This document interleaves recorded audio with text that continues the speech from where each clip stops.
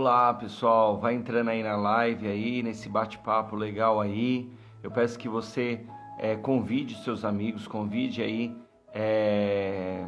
conhecido, porque hoje nós temos um bate-papo aí super legal aí sobre um tema meio difícil, mas o bate-papo vai ser legal aí. É um tema tão atual que é a homotransfobia. Então eu quero que você convide aí, marque seus amigos, chame aí, porque hoje nós vamos fazer esse debate aí muito legal aí com o jornalista Alexandre, e vai ser bem legal. Tá aí o pessoal, Cosmo, Samuca, José Tiago, Pastor Aguinaldo, eita, o povo já tá tudo aí, ó. Glória a Deus, marca aí as pessoas aí, para que a gente possa estar entrando aí na nossa live. Pastor Marcelo, olha quanta gente aí legal aí.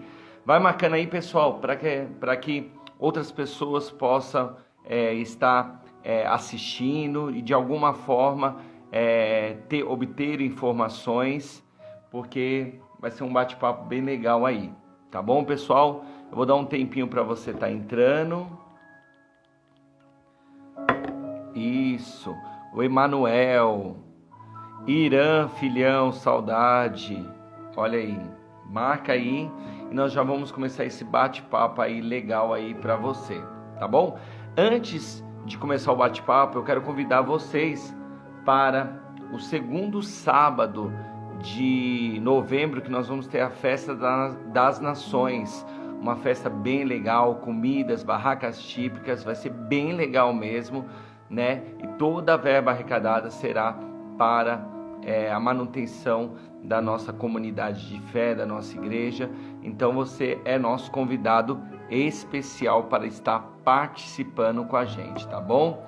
Vamos já que o Instagram ele nos deixa apenas 1 hora de bate-papo, tá bom? Oi, Alexandre, tudo bem? Tudo Boa bem? noite. Boa noite, como que tá? Tudo bem? E aí, muita chuva por aí? Muito, eu tô no interior. Peraí só um minutinho que apareceu uma barra aqui. Eu não sei mexer muito bem no, no Stories aqui. E aí preciso só cancelar, eu não sei o que aconteceu. Peraí, só um Não tem minuto. problema não. Aqui. Tá, pronto, agora sim. Tudo bem? Boa noite, é um prazer estar aqui com você. Tô aqui no interior, tá chovendo bastante, não sei como que tá aí. Aqui em Jandira, que eu moro no interior, né? Também tá muita chuva desde tarde aí. Você tá me ouvindo bem? Tô te ouvindo bem. Maravilha. Alexandre, Alexandre, primeiramente eu quero te agradecer pela essa oportunidade de você estar fazendo esse bate-papo. Eu creio que vai ser uma conversa bem descontraída, porém é um tema tão sério e tão atual, né? E por isso que eu convidei muita gente para estar assistindo num tempo tão difícil que nós estamos vivendo, né? Então esse tema vai ser muito bom. E eu quero te agradecer, eu sei que você tem uma agenda aí, mas você disponibilizou esse tempo aí para a gente estar fazendo esse bate-papo. Então, sinta aí o meu abraço, meu agradecimento por essa oportunidade. Eu que agradeço. Eu acho que é um espaço muito importante e necessário. É muito importante a gente conversar sobre esse tema, que é um tema urgente, principalmente em época de eleição, porque a mudança ela vem através da política. Então, eu acho que eu te agradeço também pelo convite. É um prazer estar aqui e é um prazer dialogar sobre esse tema. Legal. Se apresenta aí, Ale, para o pessoal tá te conhecendo. Pode chamar de Ale, né? O Ó, pessoal por tá te favor, conhecendo aí. eu sempre brinco que quando chama de Alexandre que o negócio tá feio. Então, fala Ale, tá ótimo. É Bom, verdade. eu sou Alexandre, eu moro em São Paulo. Eu cubro política e diversidade na Carta Capital. Eu sou LGBT. é, E é isso. Sou uma pessoa de fé também, fé na vida, na humanidade. E por isso que estou aqui hoje contigo para a gente bater esse papo. Ai, que legal. Então eu já quero começar, eu separei aqui algumas perguntas, e a primeira pergunta que eu já quero começar é, mesmo com esses avanços de direitos LGBTQIA+, no Brasil, cresce assustadorosamente a LGBTQI-fobia, muito aflorada logo depois das últimas eleições. A homofobia cresceu muito no nosso Brasil. E aí eu começo fazendo uma pergunta para você.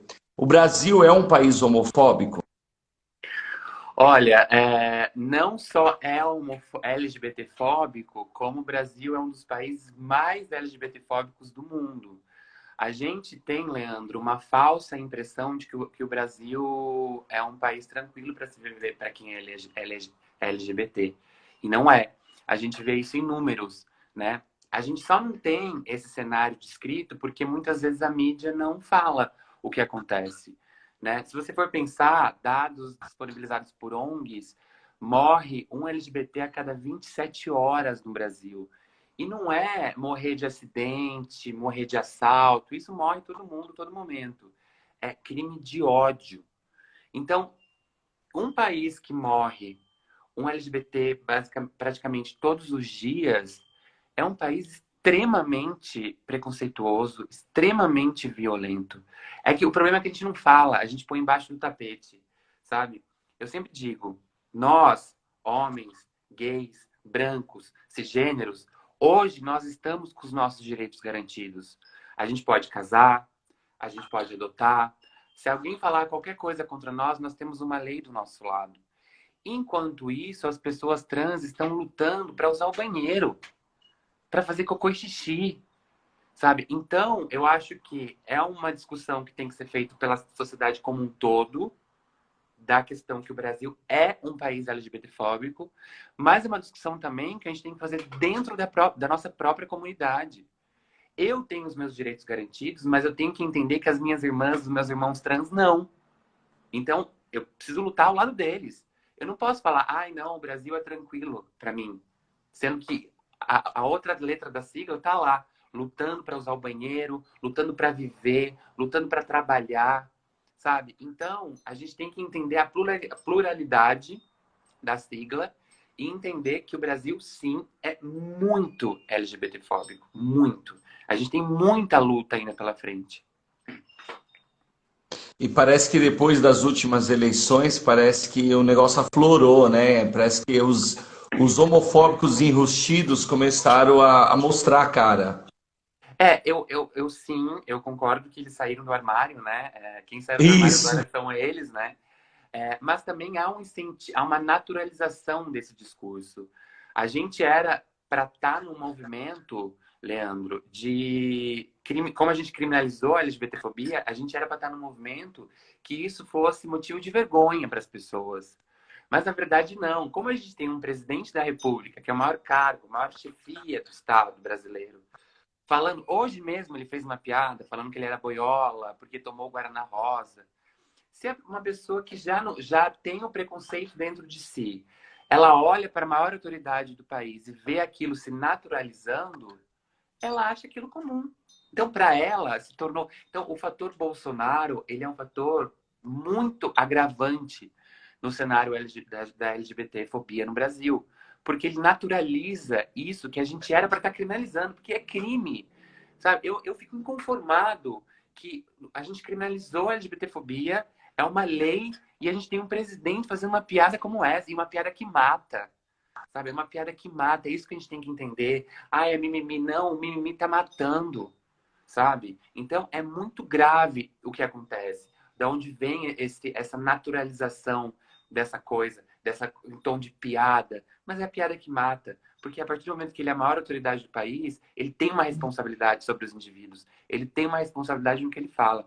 Então, sim, eles saíram do armário, mas Bolsonaro está, além de trazendo eles do armário, está naturalizando um comportamento, entendeu? Está naturalizando essa coisa de tá tudo bem xingar gay e não gostar de gay. É que o seu, para mim, às vezes estava travando um pouco. Eu não sei se é a minha internet, mas vamos lá. Como você disse, eu até tinha colocado esse dado aqui: o Brasil matou ao menos 868 travestis e transexuais nos últimos 8 anos, né? O que deixa disparado no topo do ranking, foi o que você me falou, né?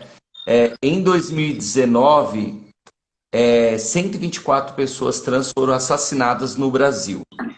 Diante desses dados, qual é o maior reprodutor de homofobia no Brasil?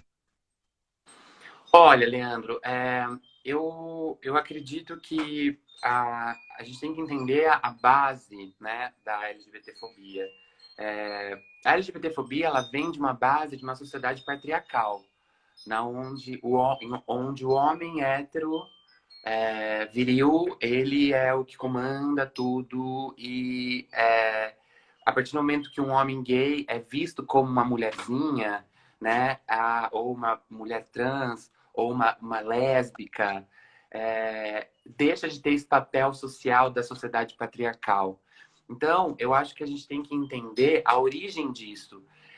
Se a gente falar de LGBTfobia, a gente não falar da sociedade patriarcal, a gente nunca vai conseguir acabar com isso.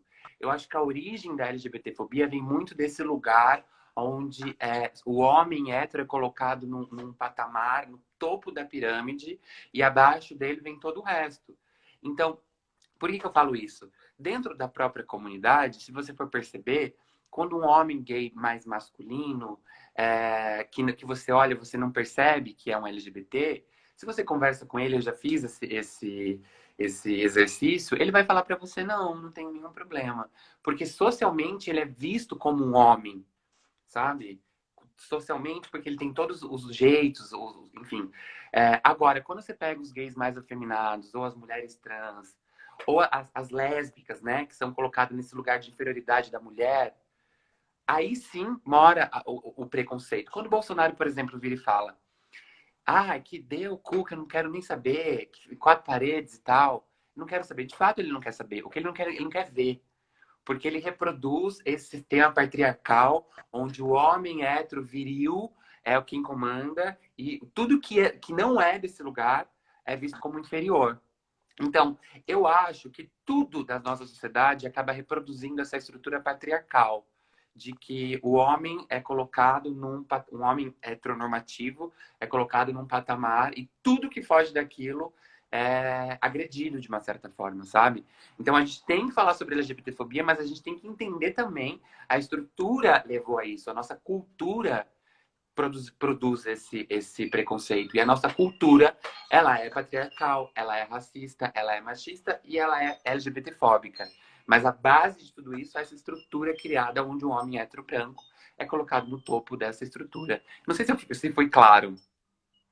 Sim, vamos desenhar, né? Isso praticamente vem da religião. A religião que é um dos maiores promotores de homofobia no Brasil, né? Com essa base que você falou que o homem, né, é a cabeça, que o homem que manda, que a mulher tem que ser sujeita, que o homem tem que ser macho, etc. E isso reproduz nos filhos, os filhos reproduzem né? E assim vira essa cadeia de homofobia, né? Exato. Exatamente. Assim, a gente tem que entender.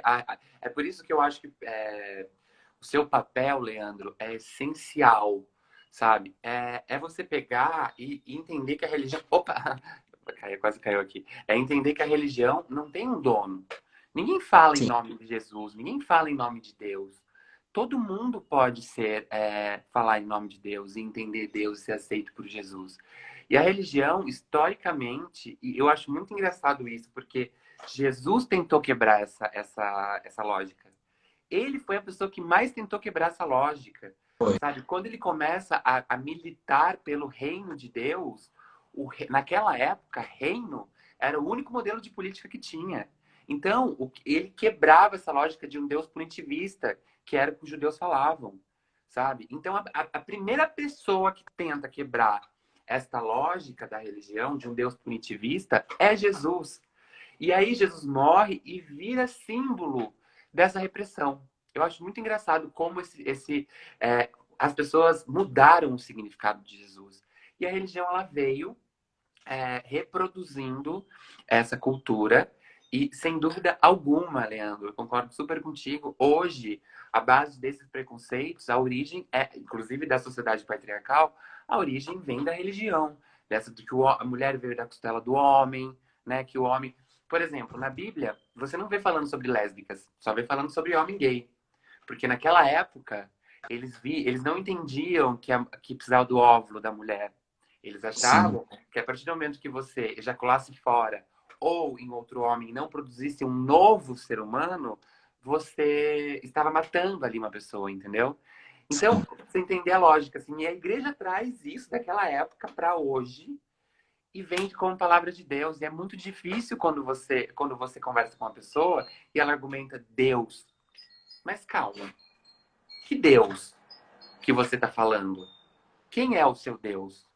Entende? Eu acho bem complexo, mas aí é complicado porque muitas pessoas acabam sendo levadas por esse discurso, entendeu? De que Deus não gosta. Mas calma, é importante entender todo o contexto que chegou até aqui. Mas sem dúvida nenhuma, a igreja tem um grande o cristianismo, né? Tem um grande, se não quase toda, culpa dessa formação social que nós temos hoje, sem dúvida nenhuma. Sim. Eu costumo dizer, né, que se Jesus viesse hoje, eram os próprios cristãos que iriam crucificar ele, Mas porque sem não aceitaria a conduta de Jesus. Exatamente. Jesus, eu li um livro agora, eu recebi, inclusive deixo aqui como indicação para todo mundo que nos assiste, que chama Jesus, o melhor de nós. Eu não lembro de quem era o autor. Depois eu posso até mandar, você posta no seu stories. É, ele pegou todo o estudo que tem sobre Jesus junto com a Bíblia para entender quem foi de fato Jesus. E é um livro maravilhoso, porque você entende que Jesus era um militante dos direitos humanos, sabe? Sim, Jesus, ele quebrou com os judeus, porque os judeus eram pessoas punitivistas, em nome de Deus, sabe? Jesus sentou com prostituta, com leproso, com os cobradores de impostos, que na época ninguém podia nem ver. Ele reuniu a galera toda e falou: no reino de Deus, ou seja, na política de Deus, todo mundo será aceito, porque Deus é amor. É lindo isso. É lindo e mostra que ele foi um grande militante pelos direitos humanos. Eu acho assim, eu fico muito irritado quando as pessoas chegam para mim e utilizam o nome de Jesus para justificar o preconceito. Eu falo: não, não, não, não, não. Vai com calma. Você tá falando isso. Pode falar. não, mas infelizmente são pessoas, muitas delas são pessoas que não têm, vamos dizer, uma cultura, um entendimento, apenas reproduzem aquilo Exatamente. que se ouve das suas comunidades, das suas igrejas, e apenas reproduz, não faz um estudo, não queira pesquisar. Exato. Por exemplo, a nossa igreja fica ali no Belém, ali perto do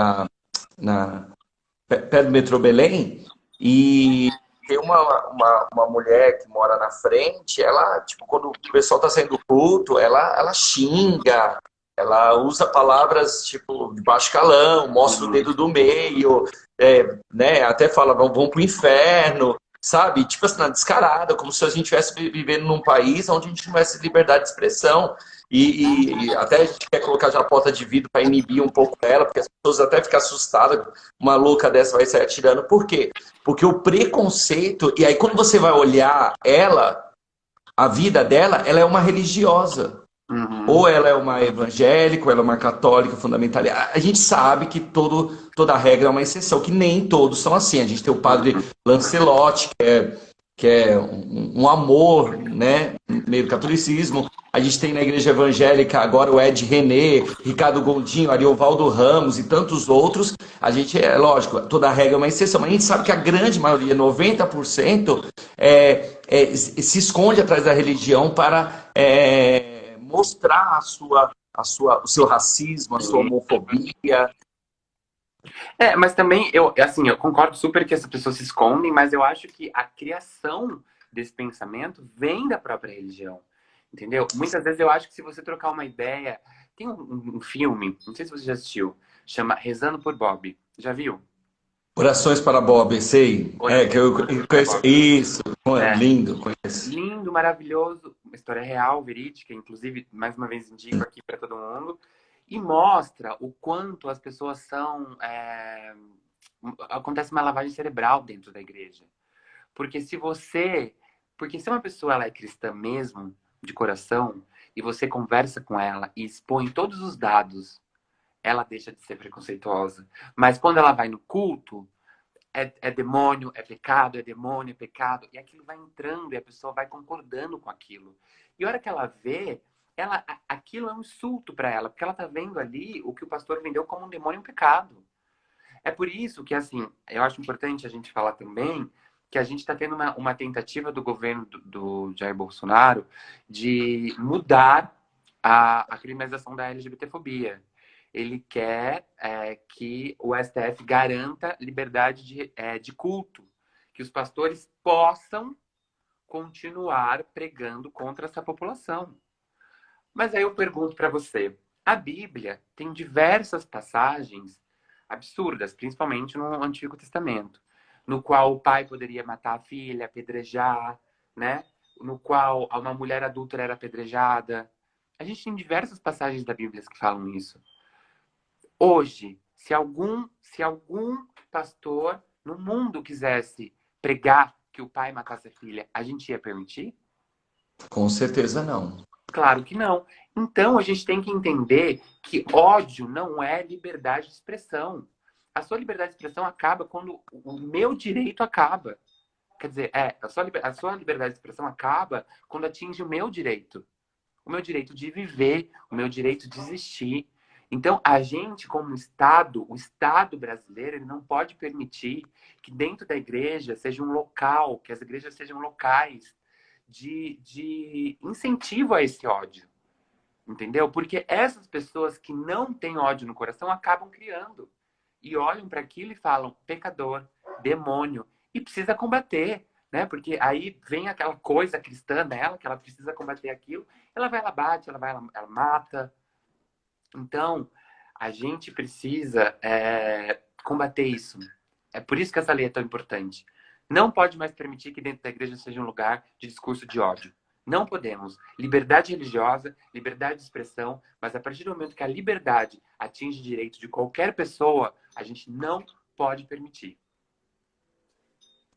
E falando sobre isso, principalmente na política, a gente vê que os deputados, políticos, que querem ser promovidos no meio conservador, é só falar mal de LGBTQI, gays, lésbica, que parece que dá uma explosão, as pessoas começam a admirar, aconteceu com o Fidelis. Você só ouvia falar do Fidelis no tal do Uhum. Aerotrem, mas quando ele fez aquela coisa homofóbica, o Twitter dele cresceu, as páginas deles cresceu, de pessoas que admiraram. Essa semana agora, não sei se você ficou sabendo, o pastor Ed René, da Batista da Água Branca, ele fez um discurso falando sobre isso, que a Bíblia, a gente tem que eu esqueci a palavra agora, Contextualizar, porque isso, a contextualizar. gente não pode usar textos literais. E ele falou sobre isso, falando em questão da menina que foi estrupada e também da questão dos gays, o pastor tradicional da Batista, e deu Uhum. uma polêmica no mundo evangélico. Só que ninguém falou da questão do estupro, ninguém falou outras questões que ele falou, mas a questão da homossexualidade foi que, se você entrar em qualquer página evangélica agora, você vai ver detonando ele, chamando ele de herege, querendo matar. Eu vi até um comentário que eu quase caí para trás, um rapaz dizendo, que saudade da época que os hereges morriam à beira da espada. E Uhum. tá aí, a pessoa escreve, a pessoa não tem medo de ser punida, a pessoa não tem medo de acontecer alguma coisa com ela. Porque não está sendo, né, Leandro? Essa é a questão. Se a gente tem o presidente da República falando o que ele quer, por que uma pessoa vai ter medo de falar? Não tem medo, entendeu? A gente precisa colocar a lei em prática. Eu sempre falo isso para todo mundo que me segue, que eu conheço. Coloque ali em prática, procure seus direitos, processe, vai até o fim, não desista. Essas pessoas, elas precisam entender que se elas não querem por bem, vai ser por mal, sabe? E Sim. não é caçar liberdade, não é caçar liberdade. Tá tirando o meu direito de existir, então você vai ter que entender que você vai ter que parar. A gente precisa se unir para fazer essa lei valer. Senão nunca vamos mudar esse cenário, muito pelo contrário, só tende a piorar. Mas uma coisa que você falou que eu acho muito interessante desse livro que eu indiquei, é o seguinte, o Jesus, ele era uma pessoa que ele se comunicava com os mais pobres. E os mais pobres daquela época, o Império Romano dominava a região de Nazaré. Eram pessoas analfabetas, que não entendiam uma linguagem um pouco mais complexa. E Jesus, ele falava em parábola com as pessoas. Para as pessoas entenderem, sabe? Ele utilizava a parábola como uma ferramenta de comunicação para se comunicar com os pobres, que não tinham noção do que estava acontecendo. Isso é maravilhoso que ele fazia. Mas o que aconteceu? As pessoas pegam hoje as parábolas de Jesus e colocam literalmente. Aí é óbvio que não vai dar certo, porque é uma parábola, entende? Então, assim, a gente tem que entender a Bíblia, primeiro, o contexto histórico da Bíblia. Né? Quando que a Bíblia Isso, foi muito escrita? importante. Muito importante. Quando que a Bíblia foi escrita? Porque aquela época do Antigo Testamento, eles estavam em guerra. Óbvio que um homem ejacular em outro homem, ou um homem ejacular fora, eles estão perdendo um guerreiro para Sim. lutar, sabe? Então, é óbvio que aquilo era considerado pecado. Aí, no Novo Testamento, Jesus era uma pessoa que falava em parábolas. Entende? E aí as pessoas pegam tudo isso, trazem para 2000 anos depois e colocam de forma literal. Isso é um crime. Isso é um crime contra a humanidade fazer isso. E contra as pessoas também, sabe? É um crime. A gente vê, por exemplo, tantas atrocidades acontecendo no mundo, coisas horríveis, pedofilias, assassinatos, as questões do governo que agora queria privatizar o SUS, tantas outras coisas. E a gente vê, por exemplo, os conservadores, e aí eu incluo todos, né? A gente vê, eles se calam. Você olha nas redes sociais desses grandes porta-vozes da religião deles, você vê que eles se calam diante de tantas atrocidades.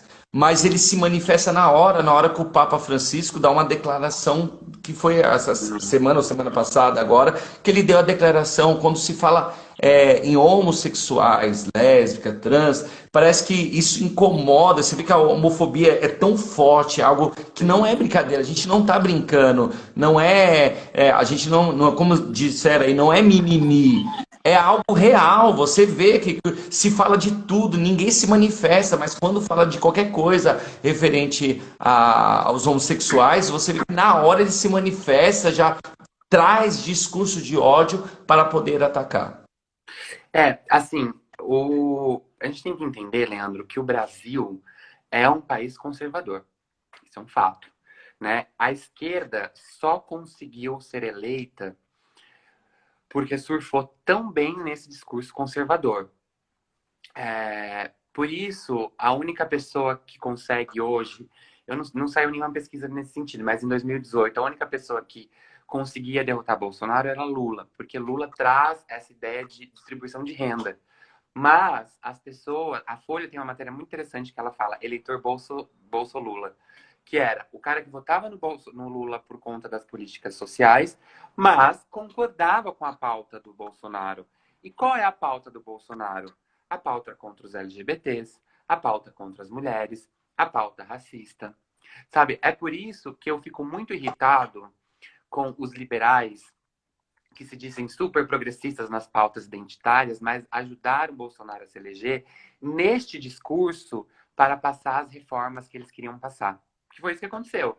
O PSDB hoje se diz oposição ao governo, mas em 2018 o PSDB estava ao lado de Bolsonaro, permitindo que ele fizesse discurso de ódio contra a população para passar as reformas. Então essas pessoas têm culpa também. Mas voltando aos pastores, então, essa pauta, Leandro, essa pauta pega, porque as pessoas são conservadoras. E isso foi um erro, grande erro da esquerda, foi não ter batido nessas pautas enquanto estava no poder. Porque colocou para baixo do tapete, entendeu? Posso mudar de assunto rapidinho? Por favor. Eu não sei se é falta de ética mudar de assunto. Mas, assim, a minha maior preocupação para as próximas eleições, porque eu vejo a esquerda muito dividida, cara. Uhum. E aí a gente não sabe qual vai ser o futuro, porque quando a gente olha para a direita, vamos dizer, entre aspas, a gente vê pessoas fortes se fortificando. Mas quando a gente olha para a esquerda, a gente vê muito dividida. Por exemplo, agora o PT, na minha opinião, desculpa, nem sei se podia falar isso, mas eu acho que o PT tinha que apoiar o Boulos agora, não lançar um outro candidato, sabe? Eu vejo muito dividido e isso é ruim para a gente. É ruim para a política. Eu vejo, por exemplo, LGBTs que ao invés de estar se ajuntando a pessoas que já estão incluídas, ou pessoas, né, se divide, cada um quer se candidatar e vira aquela. Aí no fim ninguém ganha, e aí quem ganha, quem se fortalece, por quê? Porque dentro da política tem uma Assembleia de Deus que lança seu candidato e consegue eleger porque eles têm muito membros. Aí você vê uma Universal da Vida que lança um candidato e eles conseguem. Quando vai ver, só tem conservadores, porque eu vejo que a esquerda está dividida. Desculpa ter falado isso, mas. Não, faz todo sentido. E eu vou te responder concluindo aquela pergunta, já inclinando, porque tem tudo a ver.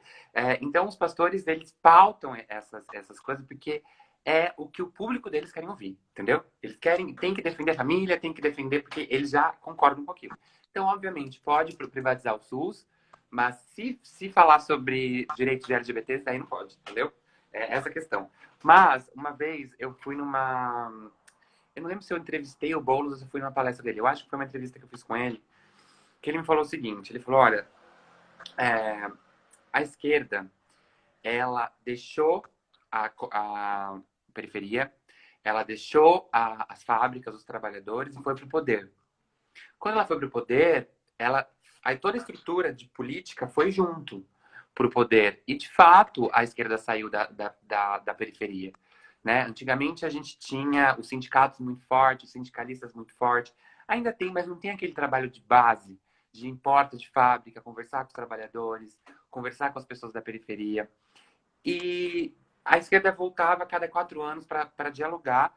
Óbvio, é importante a gente pensar numa estrutura de Estado ampla, mas a gente não poderia ter largado o trabalho de base. Aí o Boulos me falou o seguinte, ele falou, Alexandre, física explica, não há nenhum espaço fica vazio, nenhum espaço fica vazio.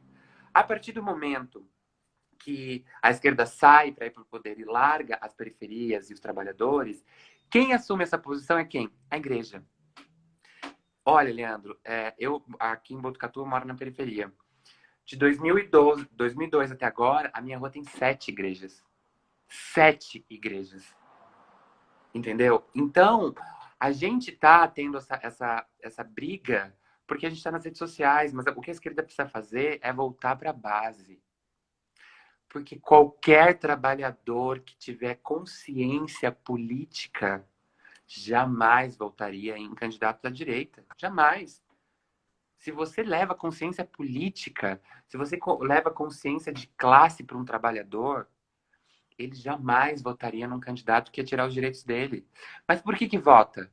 Porque a igreja está lá, e inclusive a igreja está lá fazendo um papel que era do Estado, né? Ajudando dependentes químicos, dando cesta básica, dando trabalho, cuidando de criança. Está fazendo um trabalho que tinha que ser do Estado. E a igreja vira e fala para essa pessoa, você tem que votar no Bolsonaro, porque o Bolsonaro vai defender a família. Enquanto isso, os direitos dessas pessoas estão sendo destruídos. Então, é isso que eu falo. A esquerda está batendo a cabeça, mas ninguém ainda fez o que deve ser feito. Voltar para a base. Voltar para a periferia, dialogar. E não é a cada 4 anos. É no dia a dia, sabe? É ir na fábrica, é sindicato. Cadê os sindicatos? Eu não vejo mais sindicatos, Leandro. Não sei se você vê, mas eu não vejo mais sindicatos. Direito atrás de direito que é cortado. Notinha de repúdio. Um sindicato? O sindicato tem que estar na rua, parando o país. Cadê? Cadê o sindicato dialogando com essas pessoas? Entendeu? Então, a esquerda está batendo a cabeça e vai continuar batendo enquanto não entender que ou volta para a base, ou a gente vai continuar com a direita durante muito tempo no poder. Eu acho que esse é o problema. E a igreja fazendo o trabalho que era do Estado. E aí, obviamente, as pessoas ficam gratas a isso e acabam votando no que o pastor falar. A gente vê isso pelo Russomano. Não tem um projeto não tem um projeto de cidade, não debate, faz nada, mas está em primeiro. Por quê? Porque a igreja está controlando tudo. E junto com esse controle vem essa pauta reacionária, conservadora, no qual eles conseguem pautar o preconceito, entendeu? A minha maior preocupação mesmo, a maior preocupação, e meu esposo acabou de lembrar aqui, eu não sei se você já assistiu o Conto da Aia. Sim, óbvio. Amo.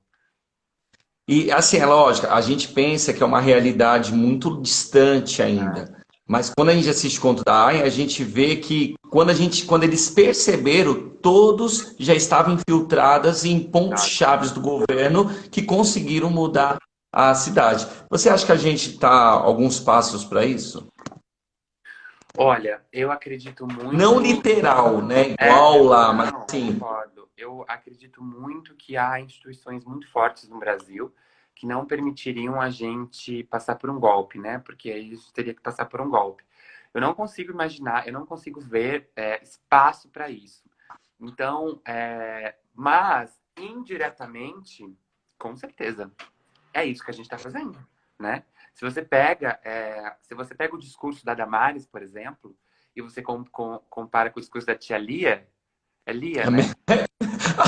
Tia ali é verdade, ela até se parece, né? Além de parecer fisicamente, elas parecem um discurso, sabe? E a gente, Leandro, a gente vive numa grande bolha. Talvez você não, mas eu vivo numa grande bolha onde todo mundo que eu conheço olha para Damares e fala: Meu Deus, como assim? Mas é a ministra mais forte do governo. É a ministra mais querida do governo. Ela é, inclusive, cotada para ser vice em 2022. E ela tem um discurso muito parecido. Com a menina veste rosa, o menino veste azul, o menino contempla a menina, não pode fazer isso. Aquele discursinho fofo dela, ela vai colocando essa lógica cristã, conservadora, reacionária e criminosa dentro da casa das pessoas, entendeu? E aquilo vai se naturalizando. Então, diretamente, eu acho que a gente não, a gente vai ter aí o STF, o Ministério Público, a Defensoria Pública atuando na defesa dos direitos humanos, mas indiretamente o Estado brasileiro ele já está colocando isso em prática. Esse discurso, essa normalização do ódio como política, sabe? Porque é isso que está acontecendo, o ódio como política. E o ódio como política gera o quê? Mortes, preconceito, marginalização. Então, eu acho que não, mas sim, sabe? Tipo, não oficialmente, mas indiretamente, a gente vai ter aí um. A gente tem já, né? Um Estado teocrático. Como a gente falou anteriormente, piadas, programas televisivos, músicas, essa cultura de fazer piadas com negros, deficientes, pessoas obesas, tem um peso enorme, na geração de preconceitos. E aí eu vi, você acabou de citar, mas e eu vi que você colocou no seu Twitter, né, que o Bolsonaro disse que virou boiola igual a maranhense, a fala de um presidente do país que mais mata LGBTs em números absolutos no mundo, o sangue escorre por suas mãos.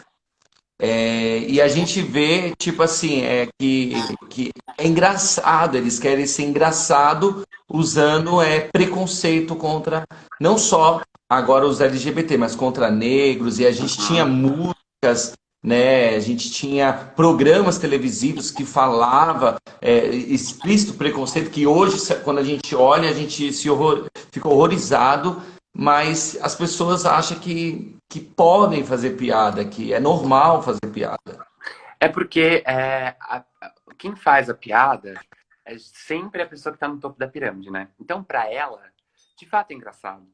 Ah, é engraçado você falar isso se aquilo não te atinge, né? Eu lembro que eu cresci vendo aquele programa do Zorra Total que o Lúcio Mauro Filho fazia, que era Sim, Onde Foi Que Eu Errei, sabe?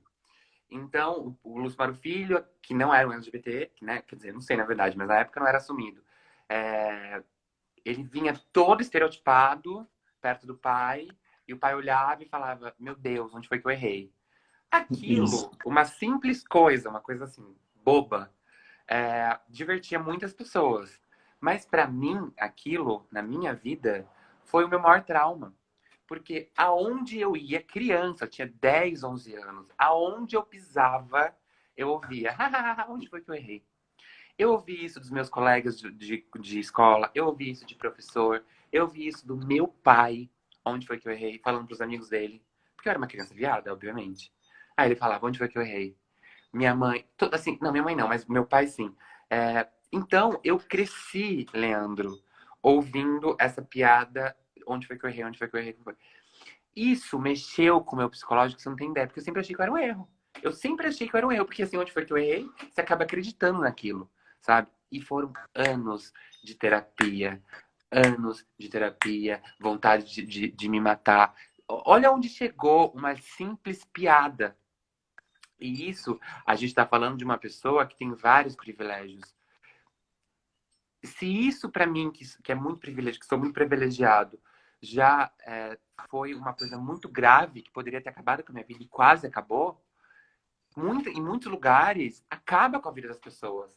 Porque ou elas se matam porque elas se consideram um erro, porque ela é vista como uma piada, como algo que não tem valor nenhum, que ou você é maquiador ou você não é nada, porque era isso que era me ensinado. Ou ia ser cabeleireira maquiadora ou eu não tinha espaço. Para eu entrar na política, cobrir o jornalismo político, foi muito difícil. Tenho que matar em um leão por dia. Mas tem muita gente que não consegue, se mata, ou é morto, entendeu? Então a gente tem que parar de achar que é só uma piada. Não é só uma piada. A piada, ela mata. A piada, ela oprime. A piada, ela acaba com a vida da pessoa, muitas vezes. Então, o meu caso, que eu estou aqui contando para você, é um caso que aconteceu comigo. Mas que eu tenho certeza que aconteceu com todos os LGBTs. Se nasceu nos anos 90, provavelmente em algum momento ouviu onde foi que eu errei. Então a gente tem que parar. Piada que oprime, sabe? Piada que pode matar. Não é piada. É opressão, cara. É opressão. E a gente tem que criminalizar isso. Assim. A gente não pode permitir mais esse tipo de coisa. A gente não pode permitir esse tipo de piada igual do Bolsonaro hoje. Porque é uma piada que oprime e que mata. É isso que a gente tem que entender. De onde vem essa morte por dia no Brasil? Qual a origem?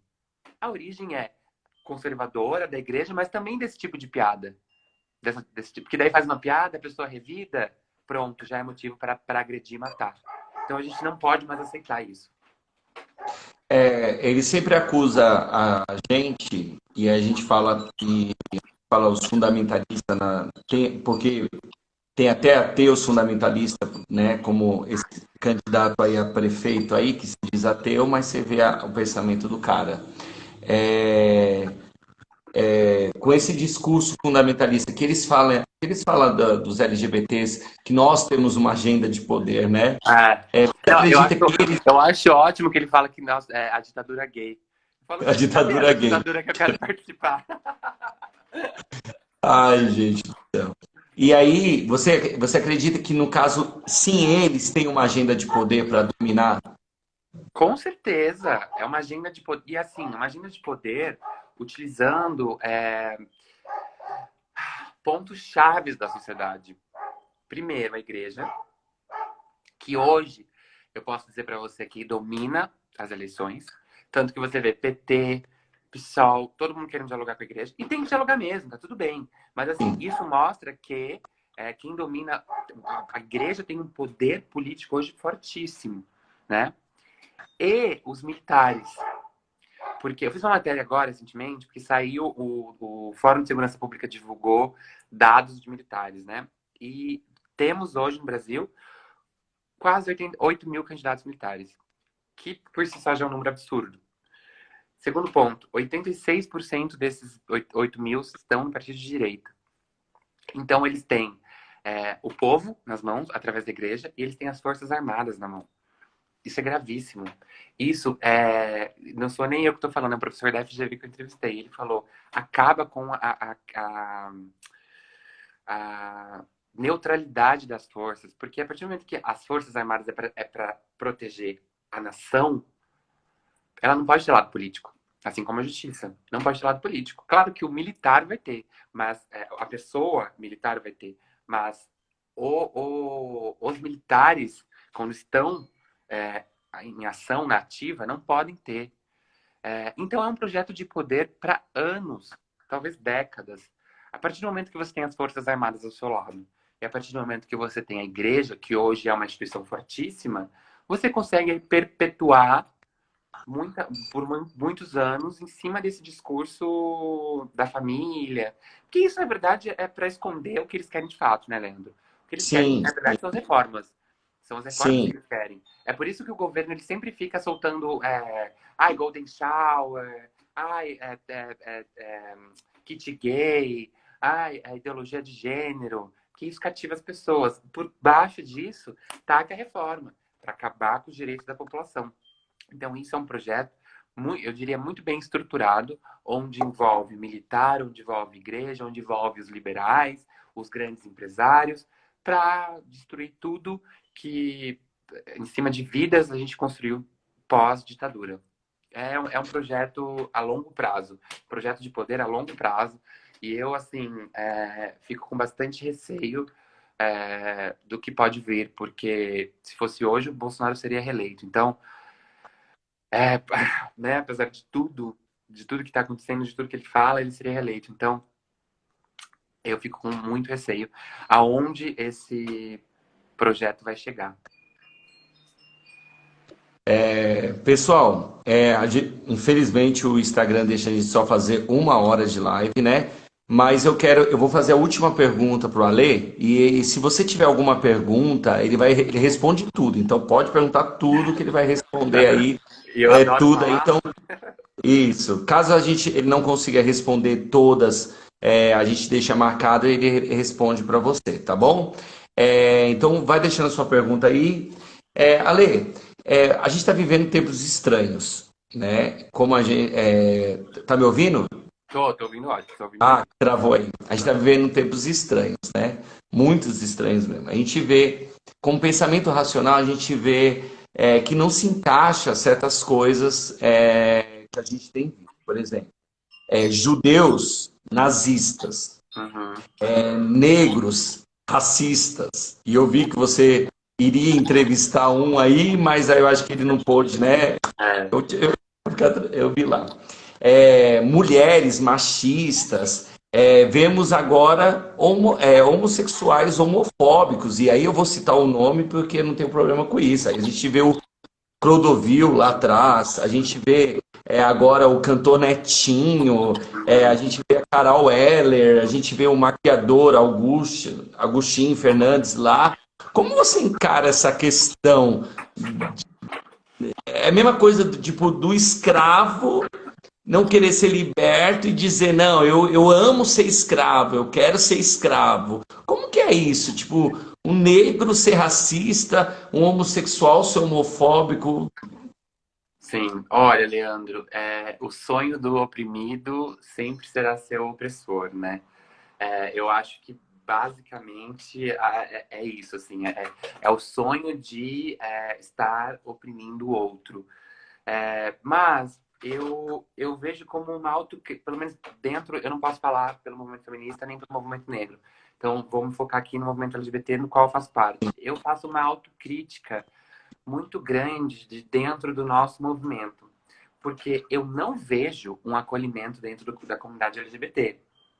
Muitas vezes é o contrário disso. É sempre o shade, sabe? É sempre a bicha poc-poc, é sempre a bicha feia, aqui, que não, sabe? É sempre um atacando o outro. Eu acho que a gente traz a sociedade heteronormativa, ela sempre teve um mas, é gay mas, né? Sempre. Então, é gay mas é bonito, forte. É gay mas é rico, é gay mas... Não, não, não. Isso sempre, né? Você sempre precisou de um mas para validar você ser gay. Você não podia só ser gay. Você tem que ter um mas. Ele é gay, mas nossa, ele é tão bom profissional, ou ele é tão bonito, sabe? E a gente traz isso para dentro da nossa comunidade. Se a gente não, a gente é uma briga de ego tão grande, sabe? Que você não encontra. Eu nunca encontrei dentro da comunidade acolhimento, sabe? Um lugar de acolhimento, dizer, nossa, vem aqui, somos irmãos, vamos lutar juntos.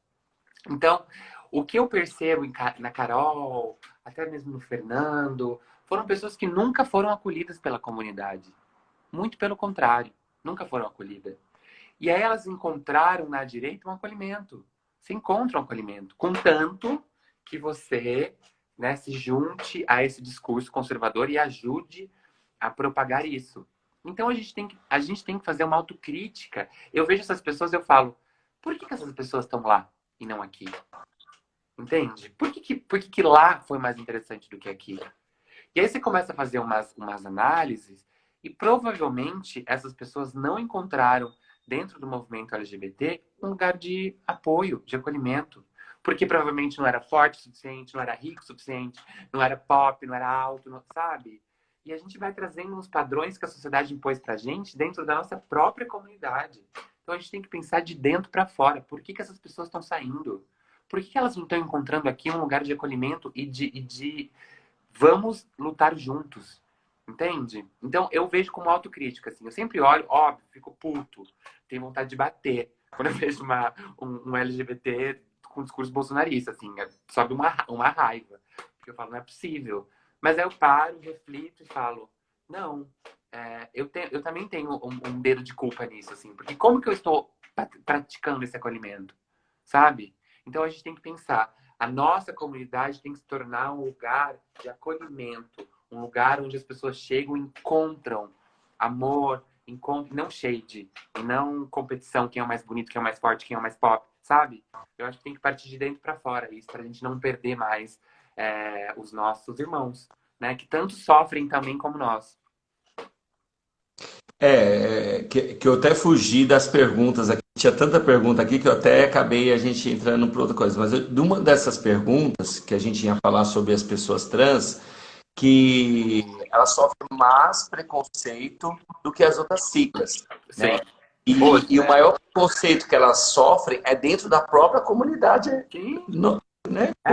É isso que eu tô te falando. Tudo que a gente acaba reproduzindo o que a gente sofreu na comunidade hétero, né? Dentro da nossa própria comunidade, porque tudo aquilo que foge do heteronormativo, ou tudo aquilo que foge daquilo que é considerado pela sociedade o ideal, que é um homem heteronormativo, forte, tudo aquilo que faz disso não tem espaço dentro da nossa comunidade, sabe? E aí a gente acaba sendo completamente transfóbicos, a gente acaba sendo completamente machistas. Eu tenho amigas lésbicas que não pisam em festa LGBT porque elas sofrem preconceito dos homens, machismo. Sabe? Quantas vezes eu vi falando, gay, eu reproduzia isso há muitos anos, gay falando, ai, tenho nojo de vagina, ai, credo. Isso é misoginia pura, sabe? Então, a gente traz toda essa estrutura para dentro da nossa comunidade e é isso que a gente tem que quebrar. É isso que a gente tem que quebrar. A gente tem que se tornar um lugar onde todo mundo tem espaço para tudo. Para amor, para desejo, sabe? Porque os nossos gostos também são baseados na cultura, Leandro. E a partir do momento que a gente tem uma cultura heteronormativa, a gente só vai achar bonito aquilo que é heteronormativo. Que é aquele gay, forte, bonito, branco e alto e rico. Tudo que foge disso não tem espaço. Então a gente tem que começar a desconstruir. Desconstruir o nosso acolhimento, mas também os nossos gostos. Questão de gosto nada mais é do que uma reprodução cultural. E a partir do momento que você está numa cultura machista, racista e LGBTfóbica, você vai reproduzir aquilo nos seus gostos. Entendeu? Porque essas pessoas também precisam ter espaço de desejo, ser desejado, sabe? Dentro da nossa comunidade. Então é um trabalho que tem que ser feito aqui dentro. A gente tem que acolher nossas irmãs trans. Não é possível a gente permitir que uma mulher trans hoje não possa usar o banheiro, sabe? Isso que eu fico puto, assim, quando eu vejo alguns gays falando, ai, Brasil maravilhoso. Maravilhoso pra quem? Pra você, pra mim. E as nossas irmãs trans, que não conseguem usar o banheiro? Então, ou a gente atua de forma coletiva na luta, ou a gente nunca vai conseguir acabar com a LGBTfobia, porque sempre vai ter um lado mais fraco que a corda vai estourar. Por isso que o banheiro da igreja Habitar entre aonde você se sentir melhor. Arrasou, Porque, isso aí. Ale, meu Deus do céu, eu vou matar o Instagram. Instagram ó, o pastor Elcio da igreja Habitar, olha que legal, ele faz uma pergunta. Alexandre, a maioria da população não tem interesse pela política, isso inclui a população LGBTQIA+, que pouco se envolve. Qual o seu recado para essas pessoas? Olha, eu acho que não, eu acho que a gente tem que entender que a política, ela é tudo. Tudo é política. Tudo é política, não é só Brasília. Realmente, Brasília é um porre. Eu cubro Brasília e eu falo, Brasília é um porre. Você não precisa entender como funcionam as estruturas em Brasília, porque realmente é muito complicado. Mas você tem que entender que a sua vida está nas mãos da política. Tudo que envolve você, a água que chega na tua casa, o seu direito de ir e vir, o seu direito de casar, tudo depende da política. Então, é muito importante a gente quebrar esse ditado péssimo de que política não se discute. Se discute, sim. E aí, Leandro, é uma autocrítica que eu faço como repórter, que eu faço como pessoa de esquerda e como LGBT, é que a gente tem que entender, é aquilo que Jesus fez. A gente tem que se basear em Jesus e entender qual linguagem que a gente está falando com essas pessoas. Se a minha matéria, uma pessoa lá da periferia que tem até a 4ª série, não entender, a minha matéria não é inclusiva. Que linguagem que a gente está utilizando? Porque é isso, a política, ela utiliza uma linguagem onde ela afasta as pessoas. A gente precisa se inspirar em Jesus e pegar a política e transformar numa linguagem onde as pessoas consigam entender. Porque a igreja faz isso muito bem. Só que a gente tem que fazer também. E aí a gente fica nesse debate academicista, sabe? E aí, é importantíssimo também. Mas se a gente continuar nesse lugar, as pessoas vão se afastar. Elas se afastam. Porque elas não entendem.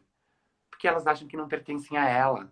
E aí elas falam, política não se discute. Porque elas não entendem que política atinge tudo na vida dela. Ah, política não se discute. Então, eu acho que a gente, para as pessoas que estão assistindo, política se discute sim. Política envolve tudo na sua vida. E para nós que entendemos sobre política, a gente precisa tirar esse ego da nossa comunicação, sabe? A gente precisa parar de falar só com a nossa bolha. Dá tempo de contar uma história rapidinho? Eu acho que sim. Se cair, a gente volta, gente, Tá, vou né? contar uma história rapidex aqui. Eu fazia parte da pastoral carcerária, então eu ia fazer trabalho dentro do presídio, principalmente com as pessoas LGBTs. Primeira vez que eu fui para explicar políticas para eles, né? E aí eu comecei a falar, tipo, o Eduardo Cunha, nanana, era o dia do índio, e eu ia falar que o Eduardo Cunha tinha um projeto de tirar a demarcação do executivo. E comecei a falar. E pra mim, eu tava sendo muito claro. O presidente da Câmara, demarcação de terra indígena, nanana. No final da minha fala, tava todo mundo assim, ó. Não entendeu nada. Foi nesse momento que eu virei e falei, pra quem que eu tô escrevendo? Com quem que eu tô me comunicando? Sabe? Então cabe a nós, comunicadores, a você, a mim, a todo mundo que tem... mas eu trabalho com publicidade. Você consegue fazer isso. Você consegue ir lá na sua agência, tem uma moça que trabalha na limpeza, conversa com ela. Mas não chega falando STF, não chega... Começa a utilizar a linguagem que Jesus utilizava. Uma linguagem acessível, uma linguagem onde as pessoas vão entender. Por que Bolsonaro, sempre que ele vai falar, ele compara com futebol? Porque futebol todo mundo entende. Parábola, utilize parábolas. Converse com as pessoas, sentem, mostrem para elas que política atinge todas as partes da vida dela. Entendeu? Essa é a minha resposta. Desculpa, eu paro de falar.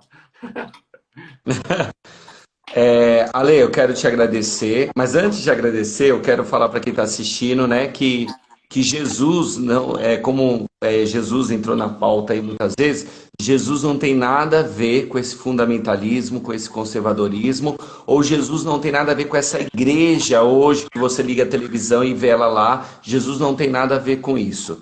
Jesus, em toda a Bíblia, você vê Jesus acolhendo.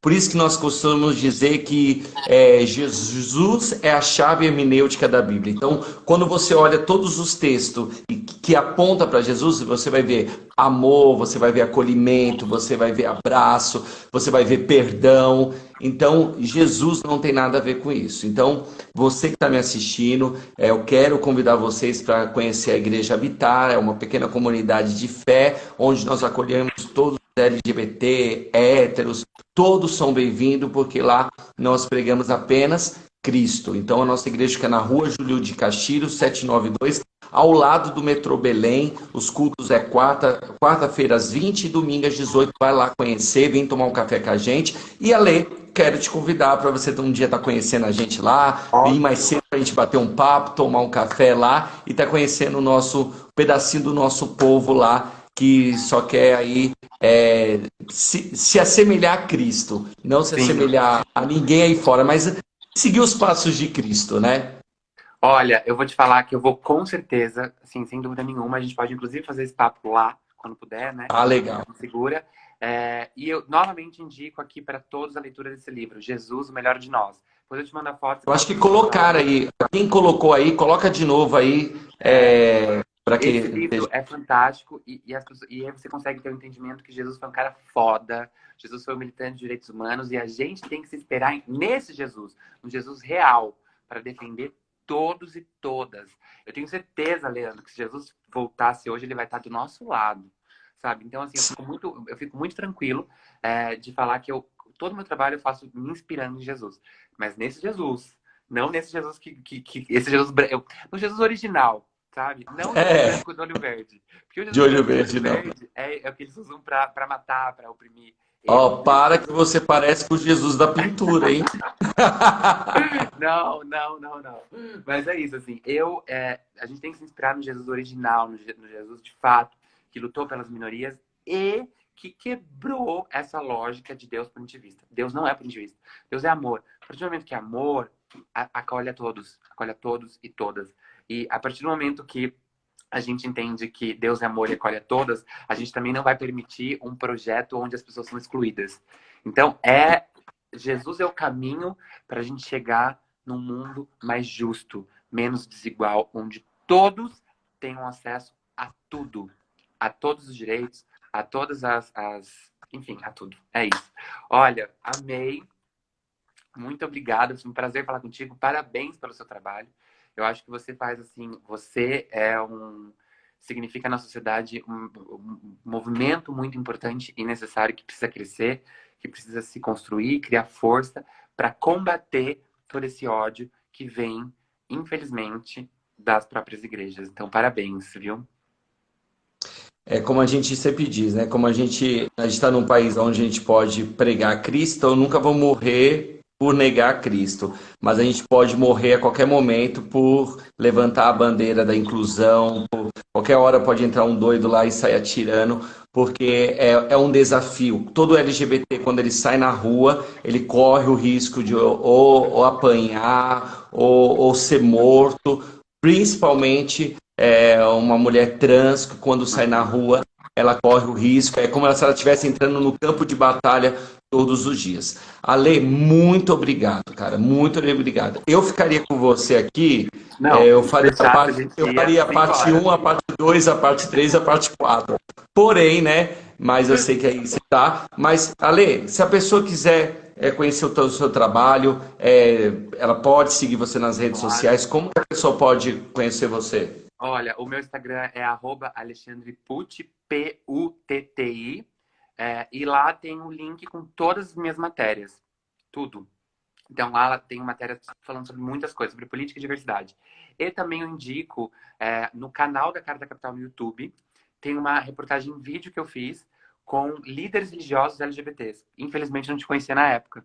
Senão Ah, sim, eu você vi, com mas certeza eu achei muito seria legal. seria um personagem. Mas eu indico para muita gente também essa reportagem muito importante, sim. Então, todo mundo que está assistindo, leiam o livro, assistam Rezando por Bob, Orações para Bob e Por exemplo. a reportagem. E aí Não, lá muito, tem muito tudo. legal E lá, mesmo. e sempre. Ó, antes de fazer essa reportagem, eu vi as suas matérias, vi sua entrevista com a Rita, foi Sim. muito legal, né? Tinha preparado aqui, ó, muitas perguntas, Ah, mas o tempo é escasso. Ale, muito obrigado, Deus abençoe a obrigado. sua vida, que você, Você também. sem você entender, mas eu creio que você é uma voz profética aí para muitas vidas que precisa desse acolhimento, dessa luta, a gente precisa de mais discípulos de Jesus igual você, que lute, porque discípulos de Jesus é aquele que luta pelas minorias, que faz esse trabalho que você faz. Deus abençoe sua vida. Quem quiser entrar, pessoal, entra aí nas páginas da igreja, IG Habitar, e você tem todas as informações. Obrigado a cada um que ficou. Olha, glória a Deus pela vida de vocês que ficaram aí, assistiram. Nós vamos estar gravando tá gravando. Nós vamos disponibilizar esse bate-papo para quem quiser assistir de novo. A gente vai colocar no YouTube para que você possa assistir. Deus abençoe sua vida. E Ale, um beijão no coração Um e beijo. até a próxima vez aí. E vai lá na igreja para a gente se conhecer. Eu te dar um Vou. abraço aí, E tá bom, sempre que você filhão? me convidar, tô de volta, tá? Ah, pode deixar. Deus te abençoe. Abraço a Um todos, beijo. fica com Tchau, tchau. Deus. Obrigado, gente.